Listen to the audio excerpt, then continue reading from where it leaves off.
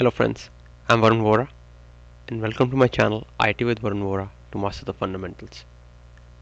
Friends, as we move forward in our ITGC journey where we have completed all control areas under logical access and change management ITGC categories, and we have started our vulnerability management control area under information security ITGC category.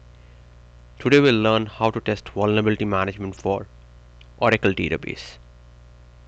As I said earlier, most of the information security ITGC control areas under information security ITGC category will be applicable at server and database layers. So right now we are tackling vulnerability management. We'll be covering both the server and database layers, and for database today we'll learn how to test vulnerability management for Oracle database. So let's start with the key steps. The first step is the request. So for vulnerability management testing, what we need is the vulnerability scan reports related to the Oracle database for an assessment period, which can be anything like 6 months, 1 year, 2 years, all based on the frequency of the scan.